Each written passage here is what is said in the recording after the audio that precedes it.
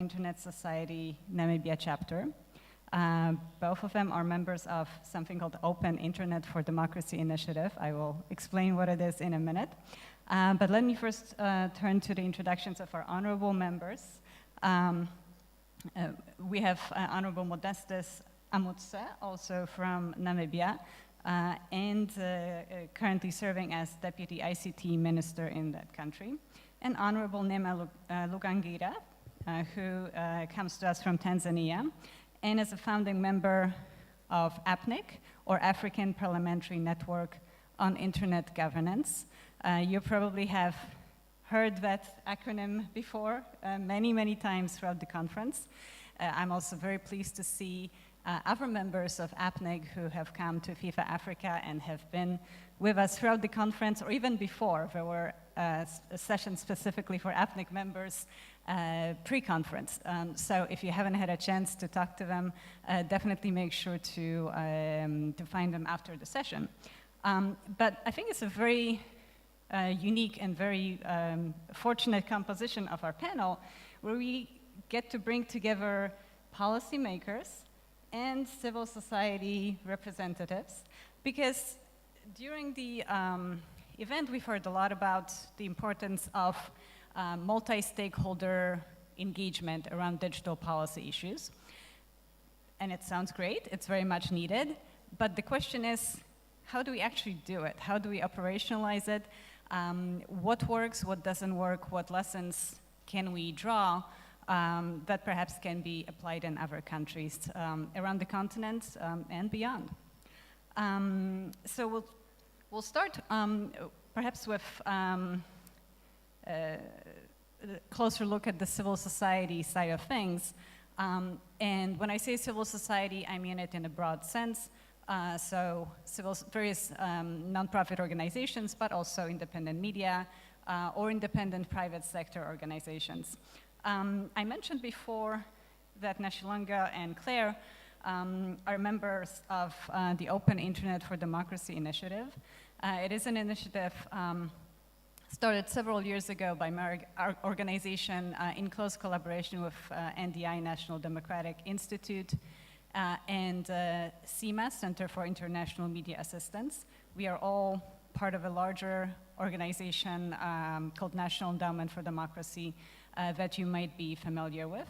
And we work with those various segments of civil society.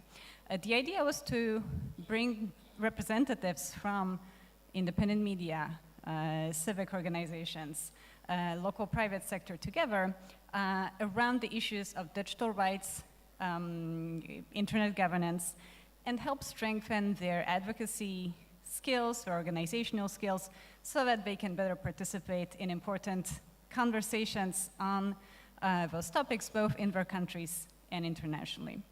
Each year, we select a group of such very impressive and very inspiring individuals.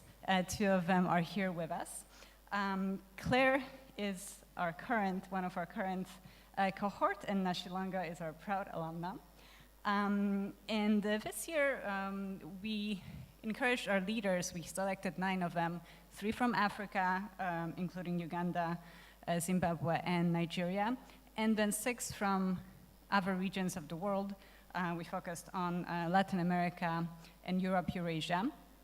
And we posed the question to them, can you try to find parliamentarians or other decision makers who would be willing to talk to you about best practices for engagement with civil society on digital policy issues?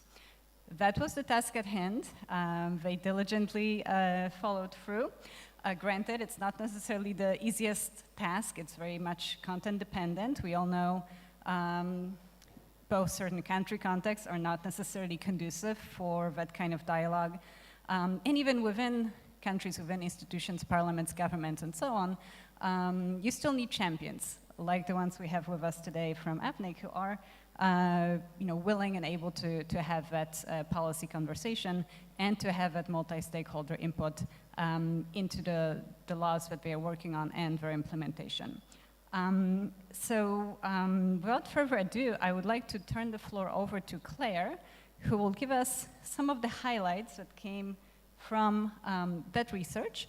And based on that, we'll dig a little bit deeper, and we'll be sure to make time for questions or comments, so that if you have other experiences, other ideas, other suggestions, we'll be able to hear from you directly as well. Claire, let me turn it over to you and see if that microphone works, or if not, you can come up here.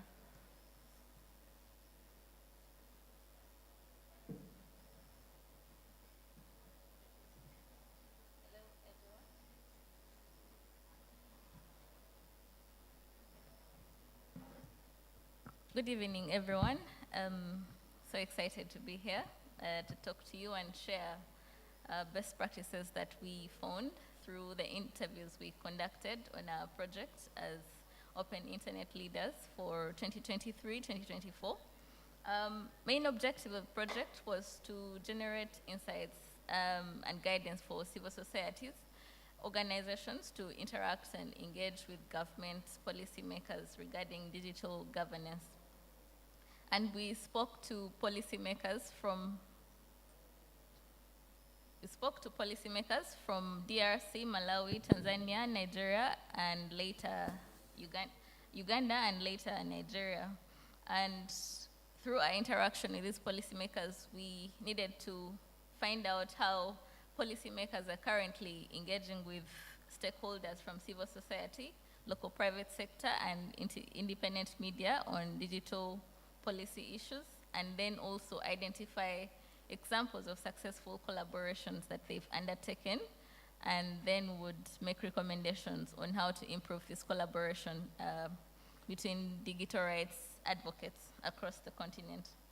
The study was, as Anne mentioned, it was conducted in Africa, Latin America, and the Caribbean, and then Eastern Europe, but our focus today will be on Africa. What we found out was that the policymakers we spoke to and some of the civil society actors were mainly working on issues around media and internet freedom, digital infrastructure and cybersecurity, legal interpretation, policy review and advocacy, capacity building, and then implementation and review of laws.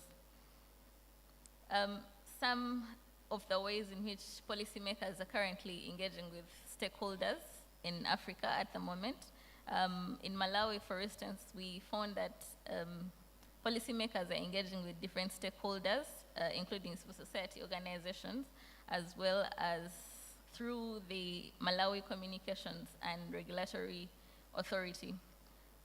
However, during our interviews and interaction with the particular policymaker we spoke to, he did mention that there isn't direct engagement and collaboration with a lot of private sector players. However, we also later found out that policymakers are participating in key engagements and activities organized by different stakeholders. For example, the Malawi Internet Governance Forum that has been held since 2014 by a multi-stakeholder committee that involves participants from government, civil society, private sector, and the technical community. We also found that in DRC, there wasn't a lot of multi-stakeholderism. The government, that side, only engages with civil society when a bill is coming. So only engages when a bill is coming from civil society organizations when it's submitted through the MPs. That's the only chance they have. The policymaker that we spoke to requested that civil society organizations support the MPs to draft a telecommunications bill so that he can be able to advance it to their parliament. He indicated to us that civil society organizations are not currently engaging directly with policymakers in drafting bills and laws that they can advance. We also found that in other countries like Tanzania, for instance, there's been collaboration with different policymakers and through institutions like the Nelson Mandela African Institute, which played a key advisory role in the drafting of several cyber and digital-related laws. This was before the institute was transferred to the Ministry of Education, and before that, it played a very fundamental role in advancing and drafting different laws around cyber security. Similarly, Tanzanian policymakers also participate in different dialogues and seminars organized by civil society organizations. And these civil society, dialogues and seminars tend to cover critical issues and discussions around digital governance. In other countries like Nigeria and Uganda, we found that policymakers actively engage civil society actors, especially when they're drafting laws, by inviting their feedback and views to laws that are in the offing. Policymakers often receive recommendations from civil society actors on different legislation. There's also a question on whether these recommendations are usually taken into account. There are several consultative processes that take place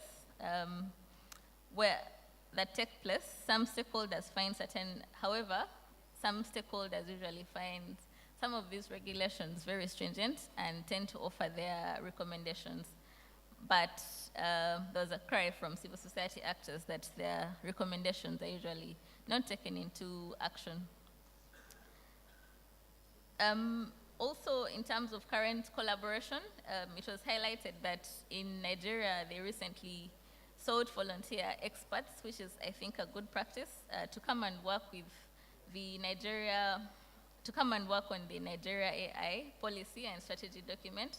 And this was through a public call where they were able to to create room for a lot of experts to come and share their knowledge and expertise and add their experiences to the development of this policy and strategy document.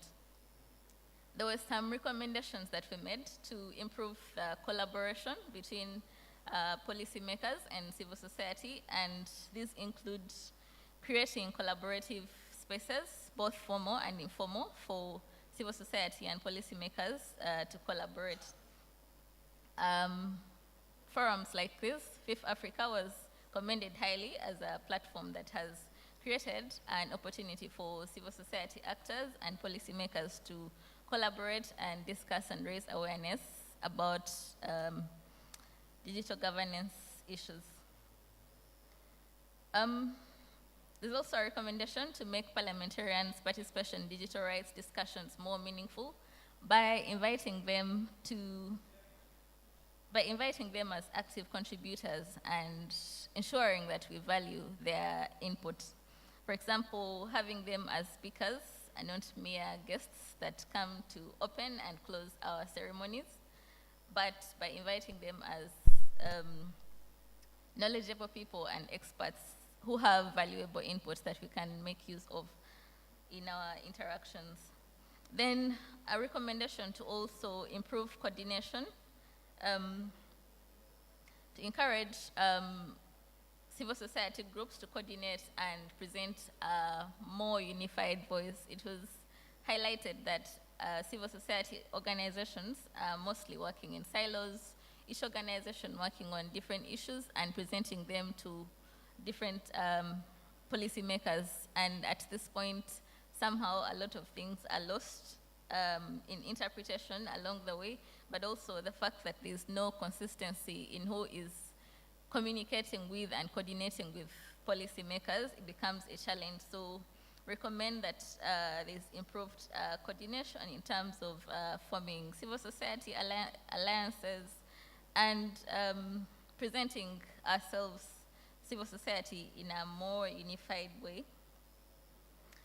Then the other recommendation was to build the capacity of parliamentarians to ensure that they understand what is at stake. It kept coming up from both civil society people that we talked to as well as the policymakers, that most of the policymakers do not have the knowledge and the capacity to debate and talk about and present the issues around digital governance. So there's need for capacity building so that they're able to improve debate in parliament and the way they present these issues to their parliamentary committees.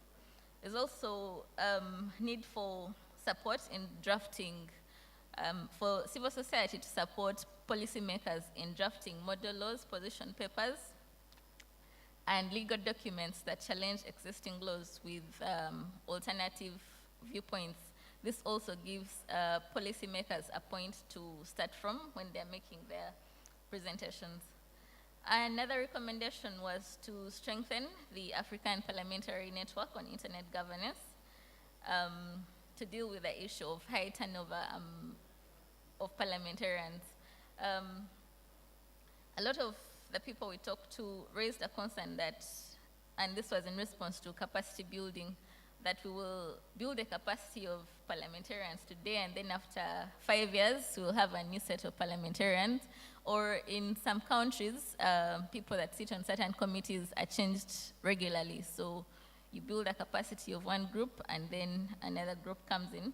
But if you strengthen the APNIG and empower them with resources, tools, and all of these things, they will be able to support in enhancing the capacity of parliamentarians. That's all for now. Thanks, and over to you, Anne.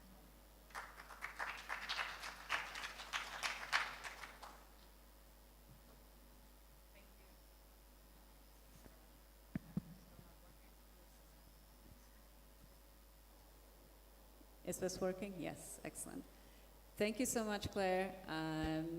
Lots of great ideas there. I'm wondering, based on the range of your findings and recommendations, were there any particular ones that stood out for you as something that was surprising, or perhaps some areas that you found the most hopeful for continued engagement, or maybe engaging other parliamentarians into this multi-stakeholder dialogue with civil society? Thank you. One of the things that we agreed and found surprising in our interviews was that parliamentarians in DRC cannot change and just propose changes in their legislation unless it comes from civil society.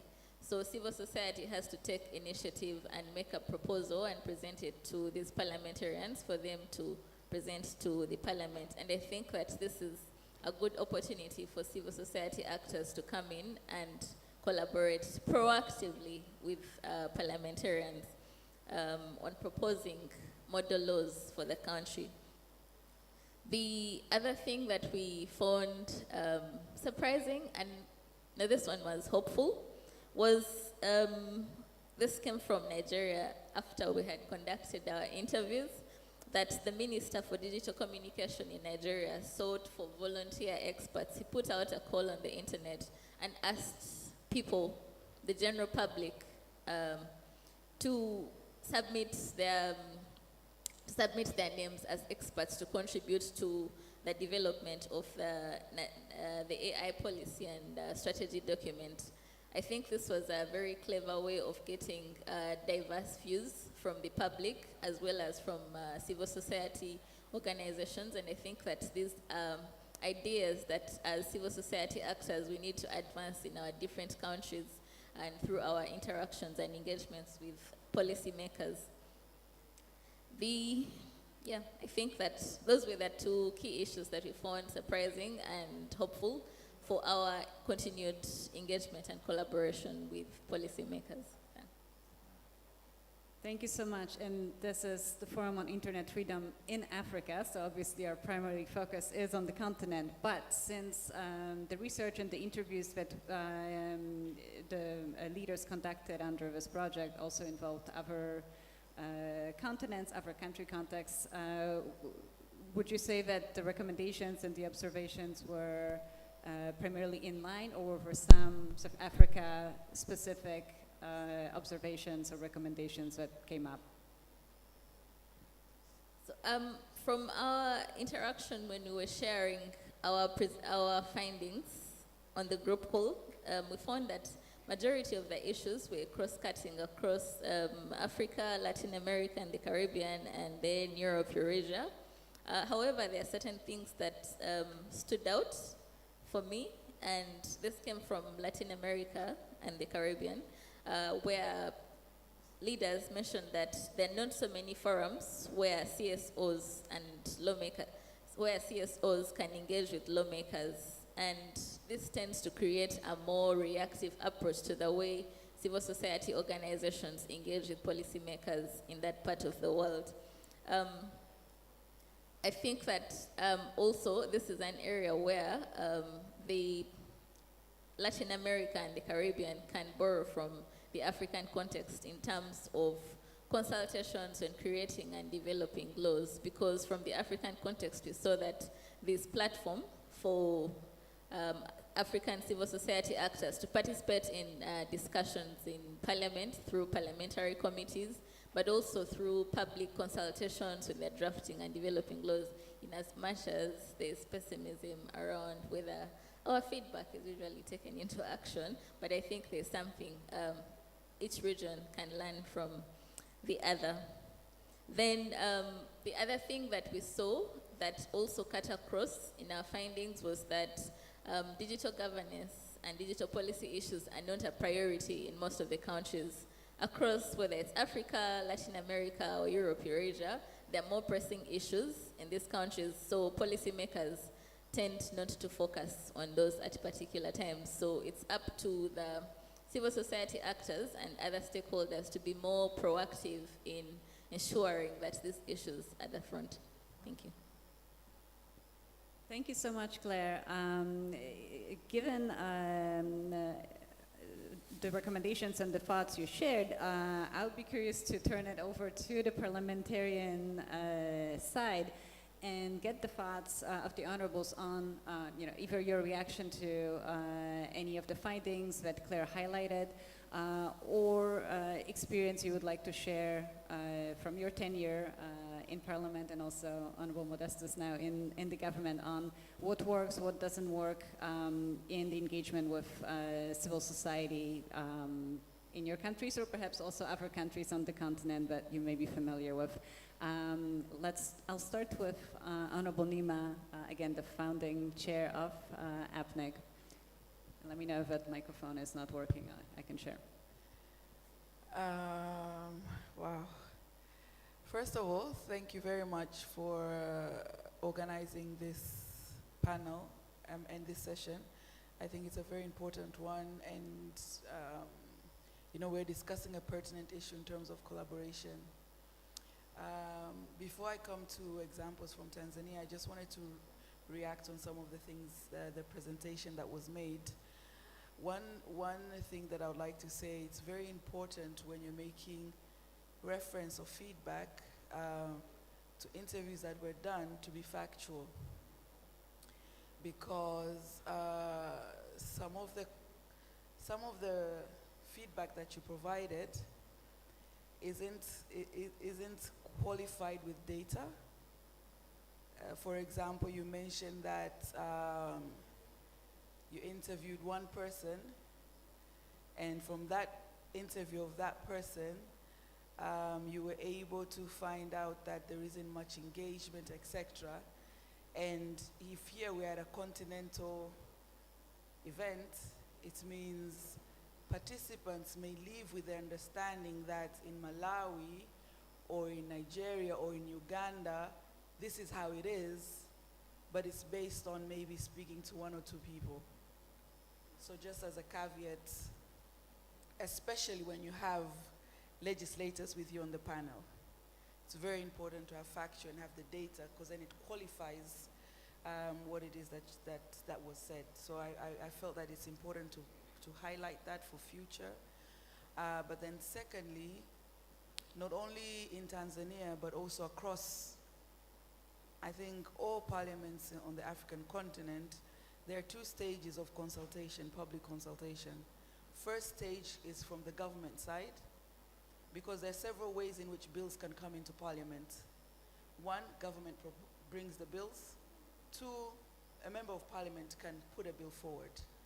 So again, even if there was consultation with CSOs.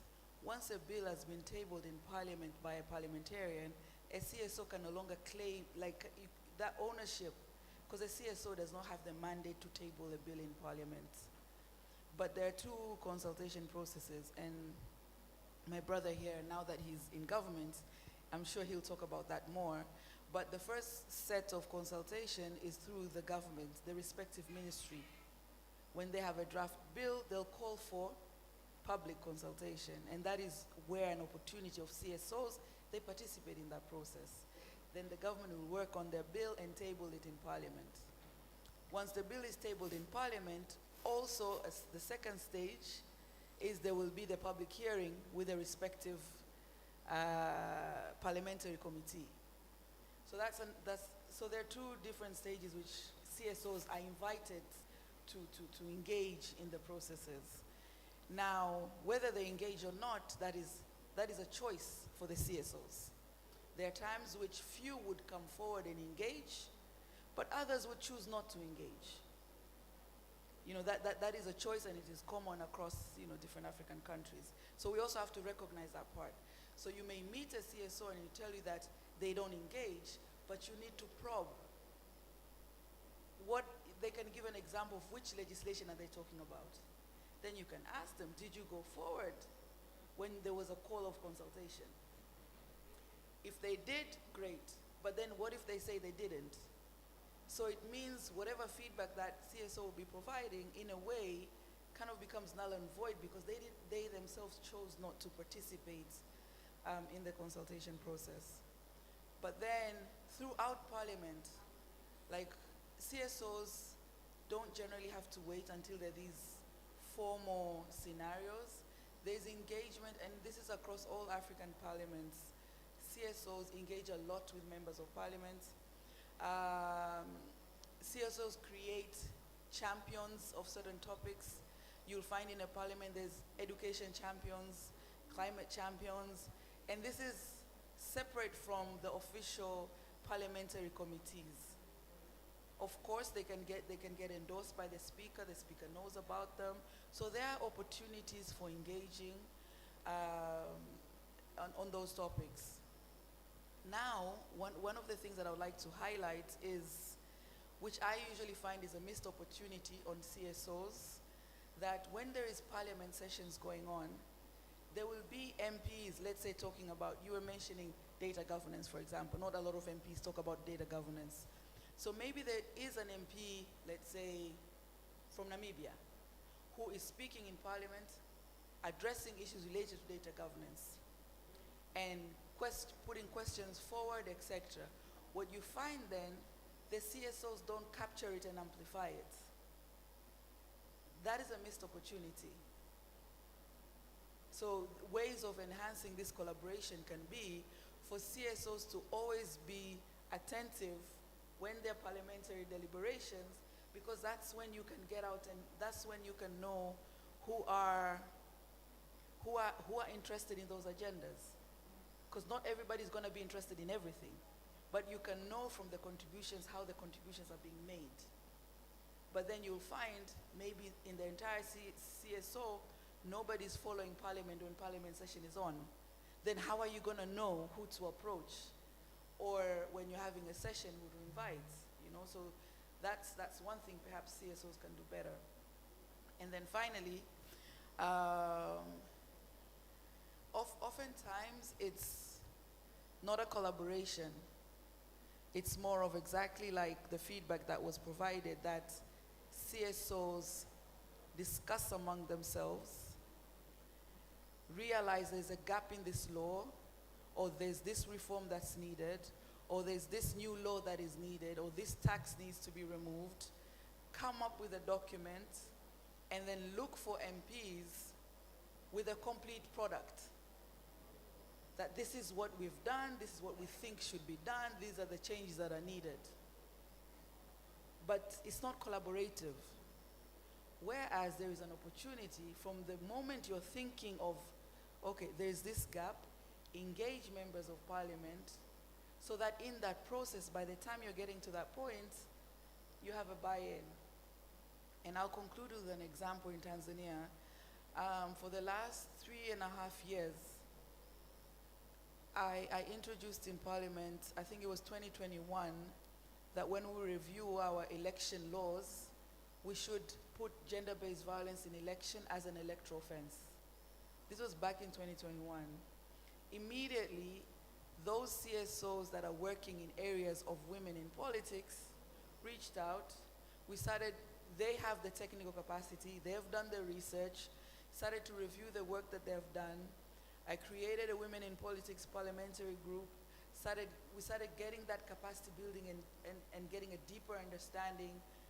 3.5 years later, February of this year, we had a almost 5-hour deliberation in Parliament and making sure that in our new Election Act, GBV in election is an electoral offense.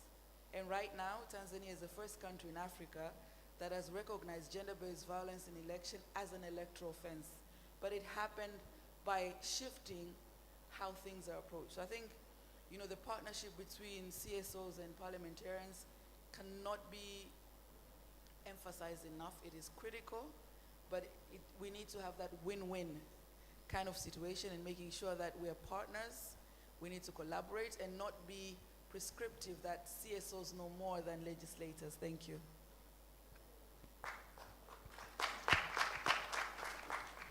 Thank you so much, Honorable. And I know you're in a particularly well-placed position to comment really on both sides, because I know you come from the civil society and by the way, background. in Parliament, I'm representing CSOs, so I know what I'm talking about. Just to put that clear. Thank you. Great, thank you so much, and also thank you for clarification.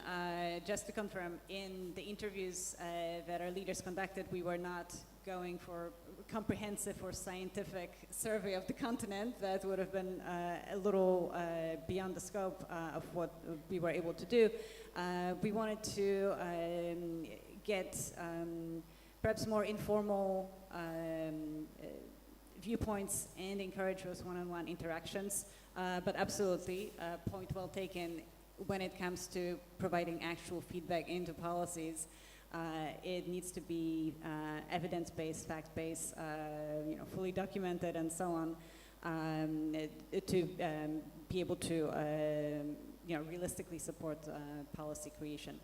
All right, Honorable Modestus, can we have your thoughts on engaging with civil society, again, broadly defined, so nonprofits, independent media, perhaps local independent private sector organizations. And again, your unique perspective at this point is former experience in the parliament and now on the executive side of things in the ICT ministry. Your thoughts?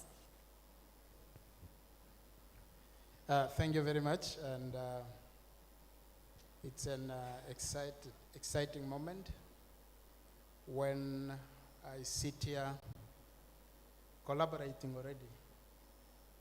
I want to cite an example when I was the chairperson of the ICT committee, and of course I belong to the very powerful body, which is APNEG.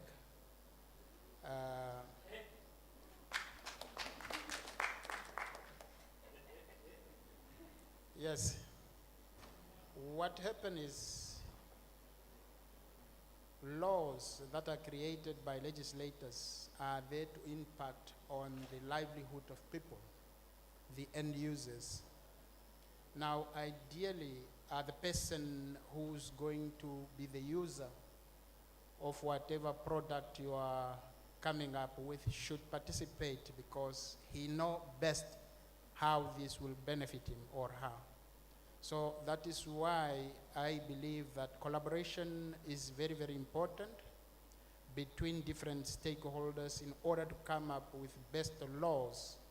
And I want to cite an example when we were working on the access to information law in the Republic of Namibia.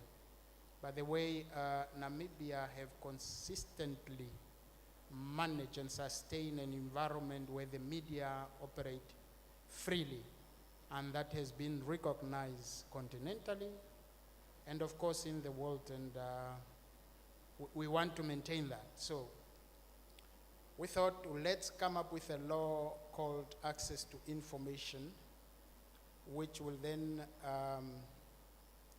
empower our democracy more than it is now, because we believe that protection of rights and access to information, rights constitute the pillar upon which our democracy, and each democracy is anchored.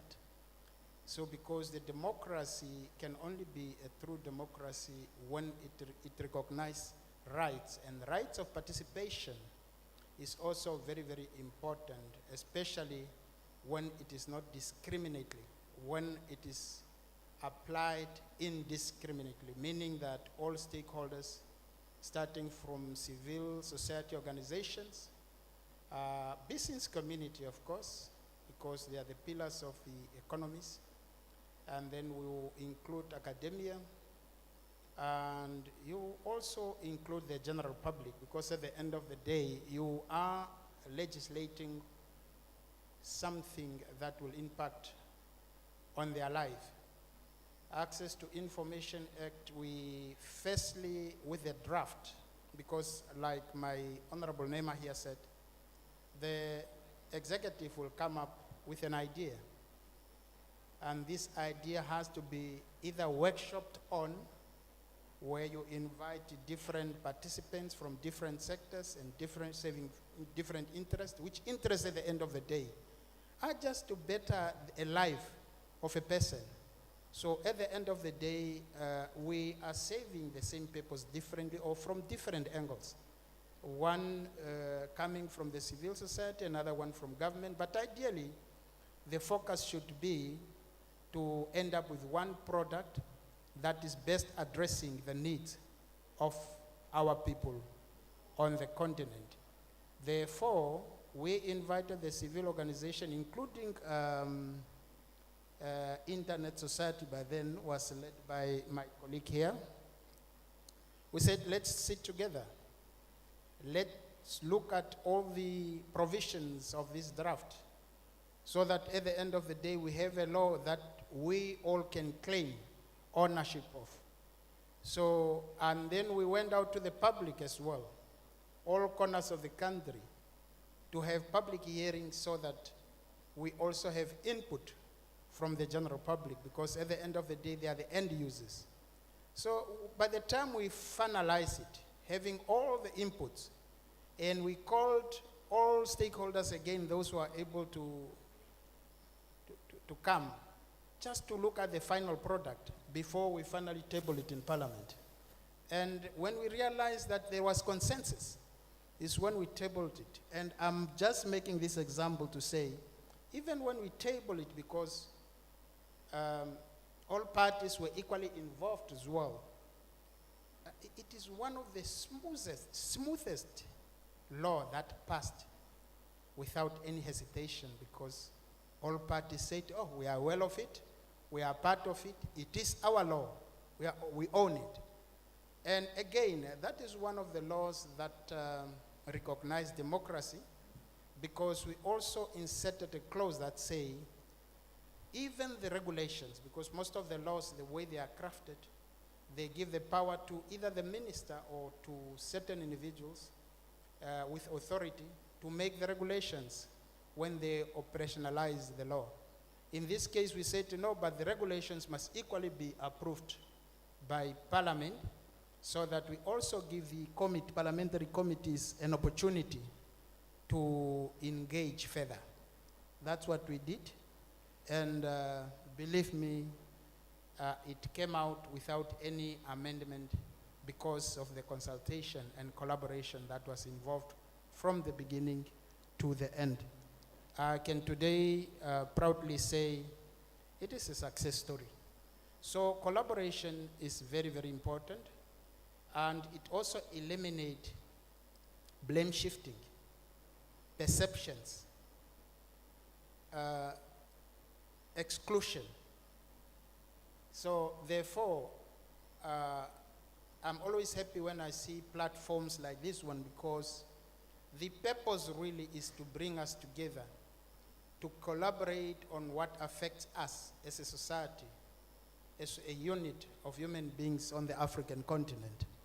And therefore, we should continue with platforms like this one, and we must respect them from wherever we are and whatever responsibilities we have in the society. And that's why I join you, Honorable Nema. Irrespective of my new role, I still believe that collaboration is the best thing to do. And where platforms of this nature presents an opportunity for my participation, I will definitely participate. And lastly, I want to say these platforms, including APNEC, really, I'm mentioning APNEC not only because I belong to that very powerful body, but also because I really see its role as very important in bringing together the legislators with civil societies to collaborate on African issues, especially on the digital space, human rights, and others. Therefore, I want to end saying platforms like these ones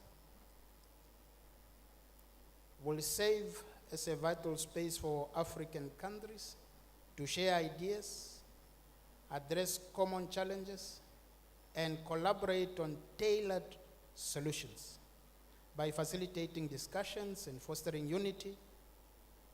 And these platforms can amplify voices, promote regional cooperation, continental cooperation, and of course universal cooperation, and ultimately empower communities to tackle issues collectively. Now, in Namibia, we say, united we stand, divided we fall. I thank you very much.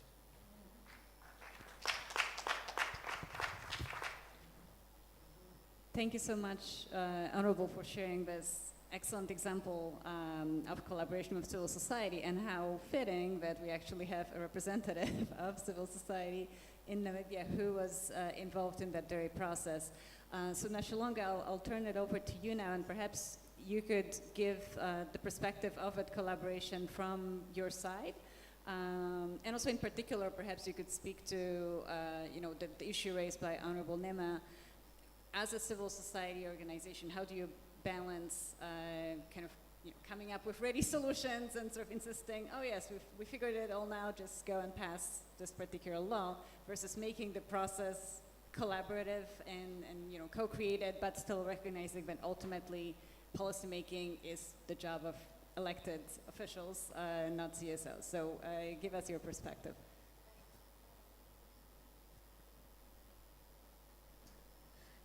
So thank you again for being here, and appreciate the results of the research from Claire, but also the engagements from our MPs here. I'm not sure if I should share some of the experiences or some of our experiences from Namibia as to what we have done. But our work, in particular in digital rights and technology-related policies, we have found that there's no need to isolate ourselves as civil society. But we also quickly learned there was a need for us to align our goals. It's particularly as the Internet Society, which is a global organization that operates in so many other countries, and making those global goals relevant within the local context. So that has been one of our approach. But I remember when we launched the organization, it was very easy for us to call, say, the head of UNESCO to be at the launch, but also the then Minister of ICT to be at the launch. That really sort of demonstrated that we want to work together, right? But also, I think working in the technology space and advocacy and making sure that you contribute to the overall development of technology within the country requires a broad understanding of internal systems. I think the two honorables really here highlighted of finding or listening to who is saying what in Parliament, and that becomes sort of your go-to person if you really need to, you know, share alternatives of how a specific policy could impact people negatively, but also very positively in some of the cases. So those are some of the strategies that we have worked on. I don't know if our colleagues are here from small media. I think a few years ago, we partnered with CIPESA and small media and hosted a digital rights workshop for parliamentarians. And maybe this is also a reflection of how our internal systems related to policy making works in Namibia. Like there's that openness, right? Maybe it's also the way we approach things. So when we approached the then chairperson of the Parliamentary Committee on ICT and Innovation, Honorable Amte here, to say we would like to engage parliamentarians from both the National Assembly and National Council who are interested in human rights, issues of constitutionalism, legalities of the technology, to just meet for a weekend. I think it was out of Windhoek. He was very open to say, hey, I'm not around this week or this weekend. This is the next person. In the meantime, please share the invitation with us. And that's how we got sort of people and we started to engage. I think at that conversation, our colleagues from small media, from CIPESA, came into the remote. It was just after COVID, or yes, just after COVID. And we really started telling them, this is digital rights, this is what it means. And because of the different levels, again, of understanding amongst parliamentarians, we found that they were very open. So again, it's those strategies that one has to navigate as part of civil society and measure how do I create most impact, right? How do I engage on a specific subject? But again, we have so many examples. I think previously in Parliament, some of our MPs were starting to say social media must be regulated. It was very easy for us to approach this MP and say, hey, do you actually know what it means, right? And they were very open to listen. And afterward, you saw that that conversation did not take too much, or you did not progress further than where it was. So it really, again, requires those ones, those small issues of consistencies, of understanding that we are not all at the same level. But all of those things, again, also requires you know, things like resources. Capacity building from places like this, as FIF Africa, where we come, even as civil society, to understand what is our colleagues doing in Senegal, what are our colleagues doing in Nigeria, and from this kind of conversation, this is how we pick up strategies and see how do I implement home. But again, I think maybe our example in Namibia has been very, very different or very special, again, because of how our systems work, because of how our democratic processes work.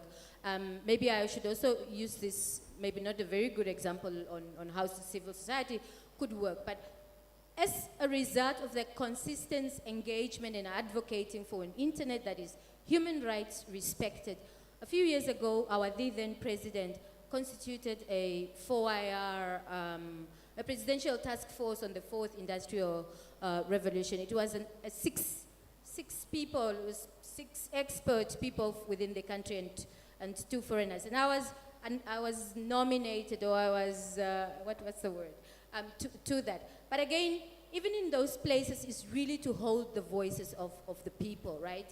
Of holding the principles that we try to reflect all over, that the internet should be serving the people, for instance. That the people should not be, so, the technology should not be the main, and the humanity must serve technology. But again, it requires, again, a thorough understanding or some sort of understanding and a way to navigate those processes. And yes, consistency, you ought to be consistent. Otherwise, even amongst themselves, they do not know who's doing what. And yeah. Thank you. Thank you so much, Nashalonga. And if I may follow up, so we talked about one important value added that civil society organizations can have for parliamentarians. It's help them build their own expertise on the subject matter that they may not already possess. But just like the parliamentarians need that extra capacity oftentimes, civil society also does. I think we mentioned here that there are occasions where perhaps there are formal consultations or civil society is asked to comment on drafts, and there's no answer or perhaps no substantive answer because that capacity may not fully exist in the civil society. So my question to I guess both you and Claire would be, obviously with your background in internet society, you come from a digital rights, internet-focused type of NGO, but civil society is such a vast universe.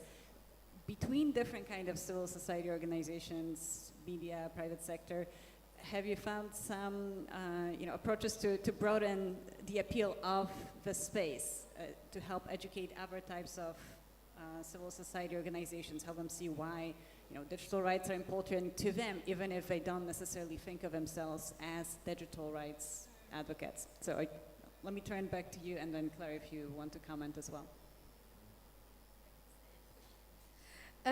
Yeah, very interesting question and perspective perhaps to share.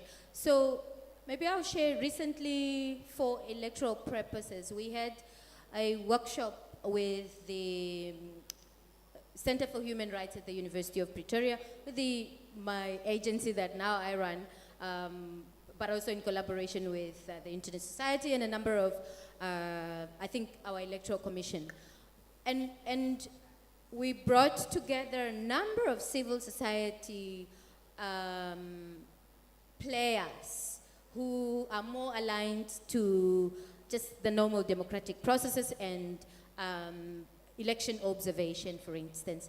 And again, even in that space, our role was really to reflect the role of artificial intelligence in the use of elections, for instance.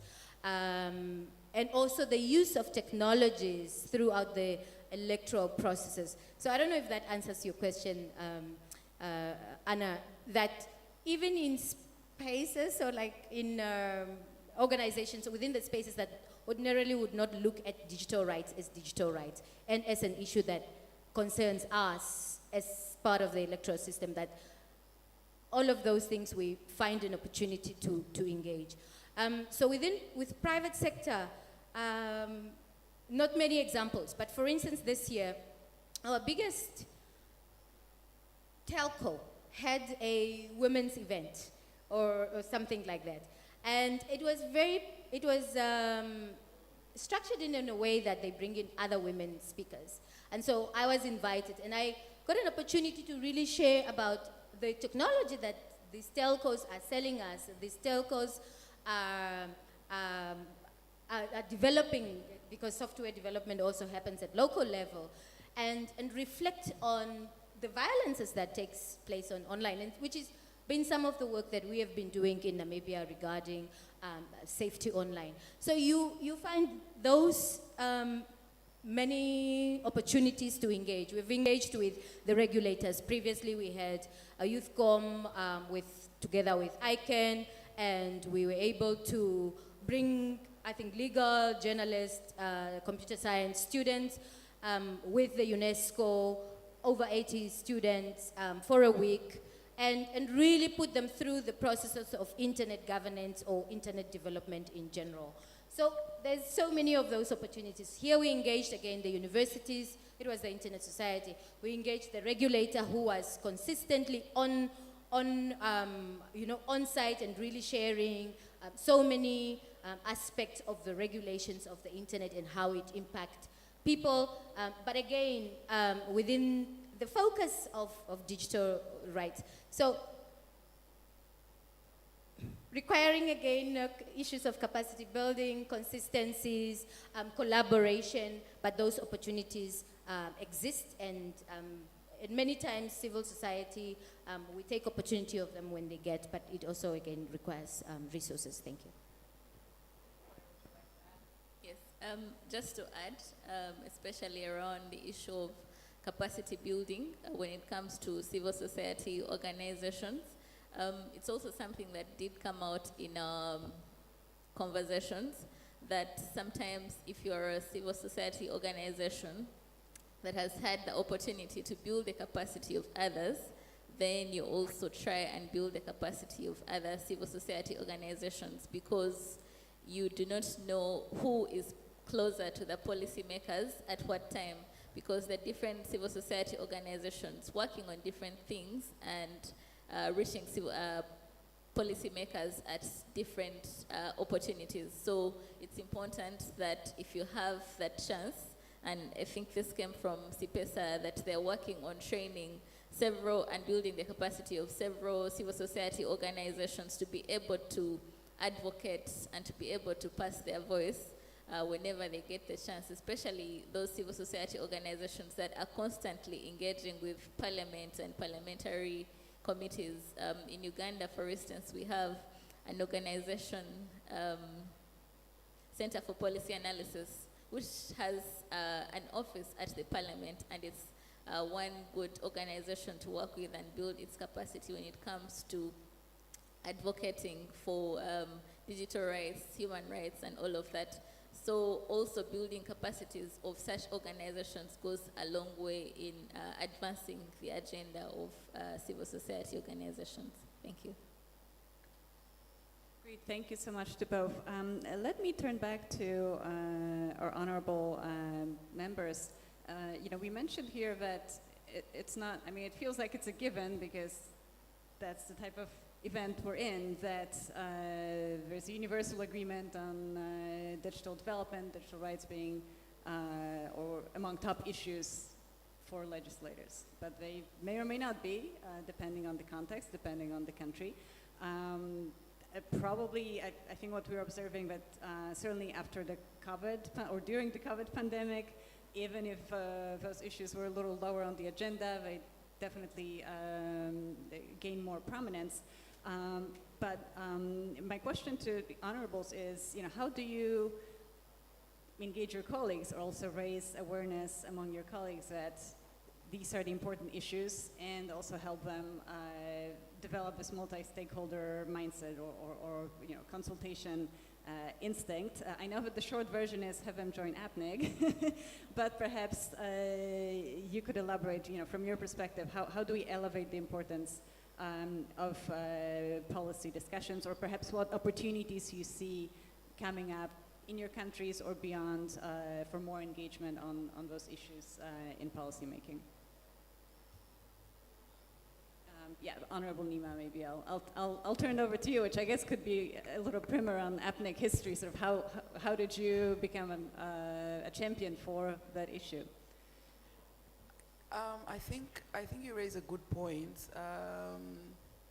Once you're in Parliament, first of all, one of the first things, as time goes by, again through people's contributions, through people's comments, in committee discussions, in different forums within Parliament, you'll get to gauge who's interested in what. And when there is an issue, maybe it's of interest to you in particular. I can give an example about, let's say, issues of digital rights. I was interested in that area. Then you try and find, okay, which MPs maybe can be interested with this, or I can try and bring them along to an opportunity to get better understanding. But at the end of the day, the decision has to be left on the individual. Now this brings me to a critical point whereby, when we're talking about CSO parliamentarians partnership, it's very important to recognize that the partnership requests shouldn't always come from CSOs. So there are times which a parliamentarian, you can approach a CSO with a need, with an ask, which is very legitimate. Now the question and the challenging comes, are the CSOs willing or flexible enough to support such an ask? And this brings me to organizations like Small Media. You know, I think they deserve a huge round of applause in the sense of the flexibility. You can give them a bit of claps because Kathy is here. And I say this not just because she's here, even if she was not in the room. It's because you can go to them with an ask that, okay, I've managed to put together a group of members of parliament, and we want to know more about digital rights. We want to understand more about the landscape, about the different laws in different countries, and see what it is that we can do. But to do that, you need that technical capacity, that technical support, not only necessarily the financial support, the technical support. So now for Small Media to be able to look at their own plan or work plan, maybe that request, they didn't have it before, obviously. Maybe it's in a country that they've never worked in, but they have that flexibility to respond, you know, to such asks. And the value from that, you know, the first time we had a meeting in Tanzania about digital rights, the importance of data, data protection, you could now see in the following parliamentary sessions, there were a lot more members of parliament now raising the issue of the importance of data protection, of the digital rights, literacy, accessibility, meaningful connectivity, etc. So if I can use this platform to ask civil society organizations, but also donor organizations, international organizations like you know the one that you're with, as well as how flexible can we be to also respond to such needs that call for collaboration and that will enhance the digital and you know internet and tech governance space. And to conclude, I would like to also give special thanks to Small Media and CIPESA for supporting the African Parliamentary Network and for making sure that even here at FIFA, there is 13 members of parliament from more than 12 African countries. You know, that in itself is an example of collaboration, because otherwise we would not be able to be here. So that goes to show, it has to, again, goes back to the win-win situation. Thank you.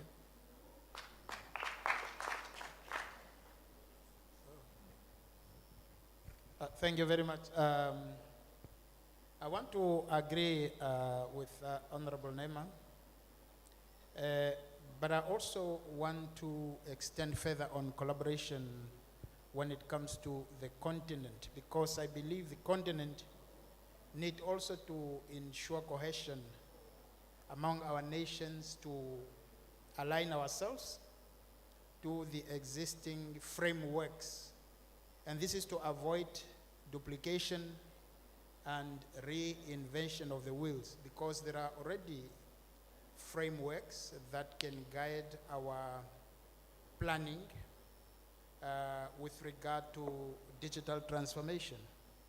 And I'm mentioning this because without a strong collaboration, we will end up each country doing its own business, and at the end of the day, these businesses will not talk one language. It will not collaborate enough to provide a platform which we can properly assist or monitor even. So we should definitely follow the frameworks. We have, for example, the African Union have frameworks such as the Agenda 63, the Convention on Cybersecurity and Personal Data Protection, which is also known as the Malabo Protocol. And then we have the Digital Transformation Strategy and the Continental Artificial Intelligence Strategy, which to me are critical to lay a foundation for the development of our national laws. Now, these two, it's need collaboration in terms of implementation, in terms of tracking where each country is, with regard to the implementation, and also to assist each other as countries, as a continent, to walk the same path. So this also needs strong collaboration and support indeed. And additionally, we also have UNESCO recommendation on the ethics and artificial intelligence, which we can also collaborate on in formulating and standardizing our laws on digital transformation in general. And I'm using transformation so that I'm more general without going to be more specific. But of course, we are talking about digital rights. With this, it is a win-win situation. There is no game of a winner takes all, because once we take that approach, definitely it will disadvantage one part, and that's not what we want. What we want is actually equal opportunity, equal benefit for all, as well as equity. Equity in the sense that we have the digital gap, and we have to collaborate to ensure that also those societies who are not connected to the network are brought on board. And these are issues that we can always collaborate on, because some of the issues also need assistance here and there. Maybe in research, not always money, but sometimes just also research. So that's my submission for now.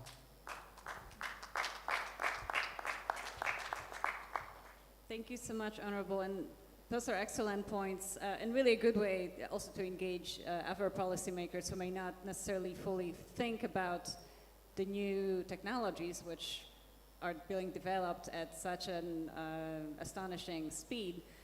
If we're not careful, they can just layer on to existing economic and otherwise inequities in the country. So in that sense, thinking about digital inclusion rights becomes this key issue that rises in importance, because it begins to more and more underlie many other aspects of our daily lives.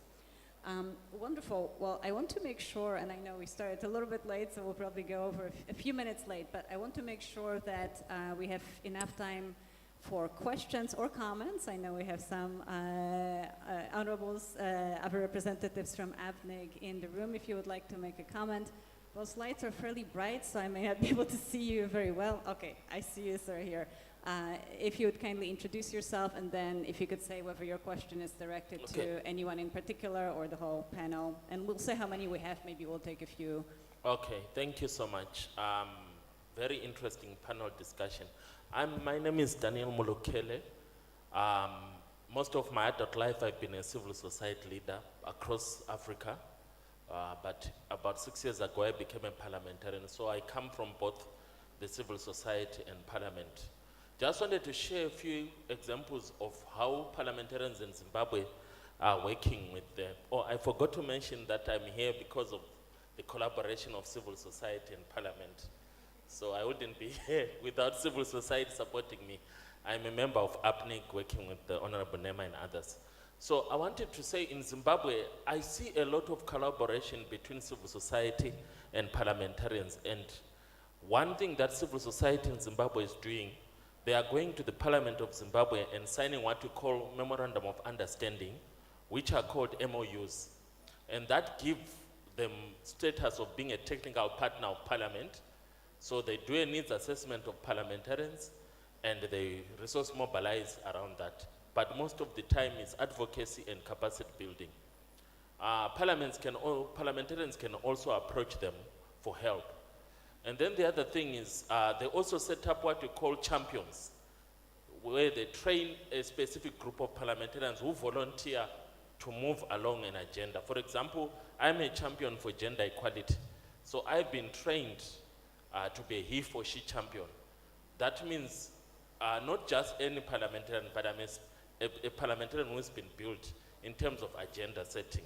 So I can be asked to speak in a radio station, television, in another workshop, because they trust me to speak articulate on the issues around gender. They cannot just ask any parliamentarian to do that. Then the other thing is they've got what we call caucuses. So like in Zimbabwe, we've got a caucus on women affairs or gender, on child rights, a caucus on youth affairs, a caucus on disability. So this is another specialized group of parliamentarians who focus on a particular agenda. I serve as the secretary of the Parliament of Zimbabwe Caucus on Disability. I'm an elected leader of that caucus. So we engage civil society in the disability space to push a law, to push a policy, to do follow-up on issues, and to do motions, to do debates.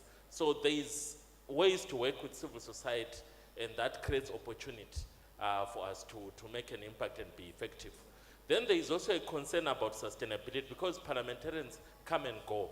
So there are two ways that we are dealing with that one. The first one is that our civil society partners have got staff that are permanently working with parliamentarians. So even if a new parliament comes in, they can sort of bring the institutional memory from the previous parliament.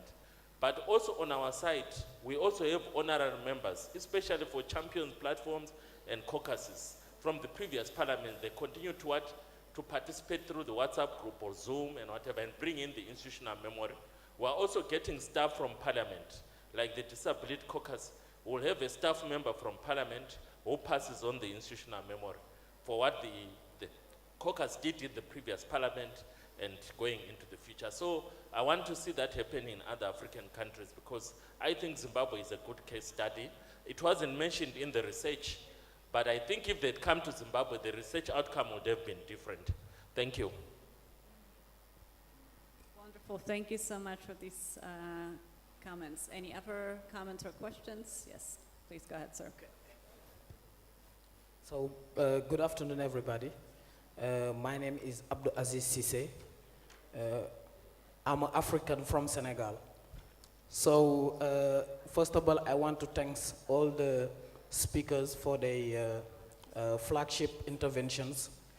I'm really pleased to take part on this panel because last April I took part in the second civil society consultation on the legal framework for the Pan-African Parliament, model law in gender equality and equity. It was a collaboration between African Parliament and ECOSOC. I think that the first session took place in Lusaka.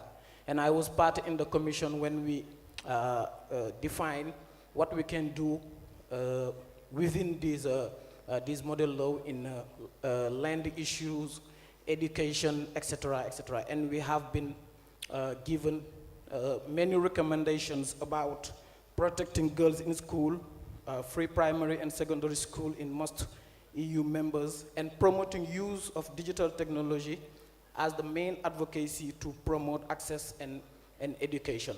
And I think that this is really important to have this kind of sessions so that to see how policymakers and other stakeholders like civil societies can work together so that to reshape the public policies in our continent. I really like what Mr. Amutse said about democracy and citizen participation in Africtivist. So I forgot to mention that I'm from Africtivist, the organization that co-hosting the forum. In Africtivist, we believe that there is no democracy without citizen participation. That's why we try to engage citizens in the public policies, in the development, in the democracy, in the governance that we want to have in our continent. So now I have a question for Mrs. Lungangira. So what is your collaboration between Pan-African Parliament, AU ECOSOC, which do a very good job about this? What kind of partnership do you have with them? And are you also involved with Senegalese parliaments or Senegalese MPs? Thanks.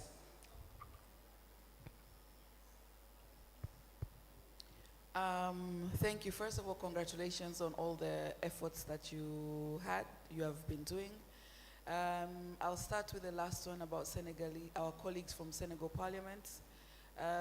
Before the election, we had members, and after the election, they were not successful. And in the new parliament, we were in the process of getting new members, but now we're waiting for the new election in November. So hopefully after the election, we will be able to have members from Senegal, but also other countries. At the moment, our membership, we have MPs from about 28, 30 African countries, and it is our aim to have at least in all the African countries, and our ideal is to have 1 to 2 members per country, so that we can remain very action-oriented, and through those members, they can champion the different initiatives and agendas in the country and have the local chapters, etc. So that one, we can exchange contacts, and once the new parliament comes into effect, then we can explore that channel.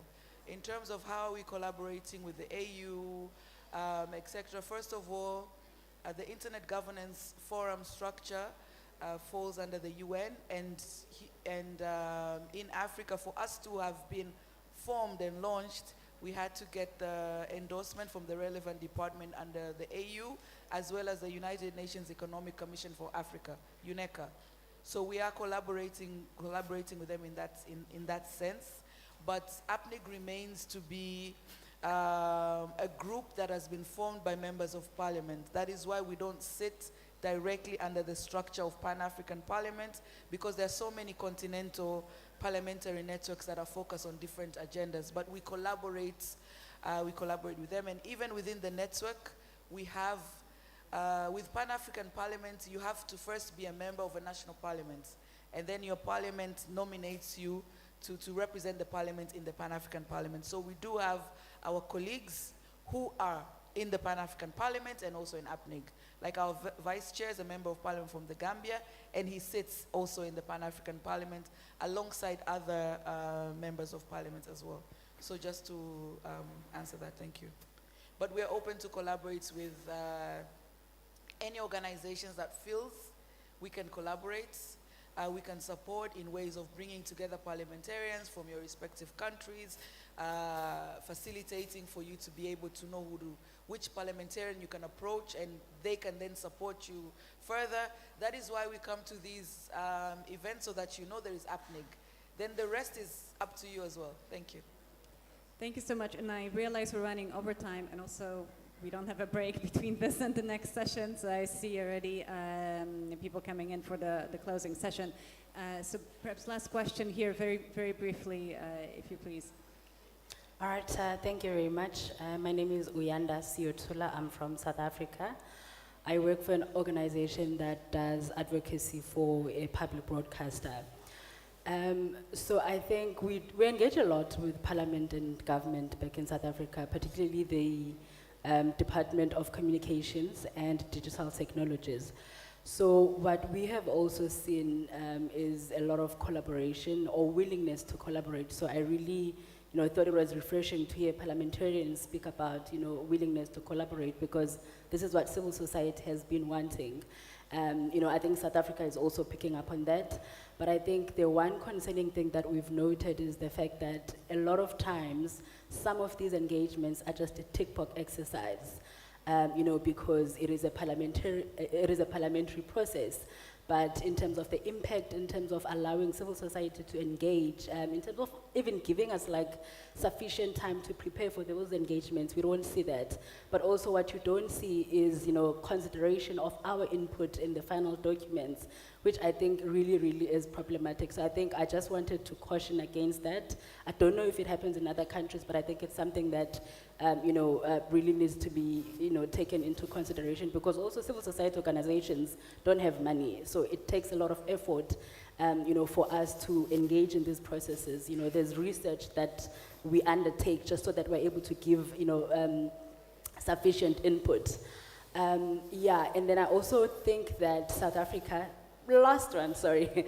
I also think that if you come to South Africa, there are a lot of engagements with government and, Thank you so much, everyone.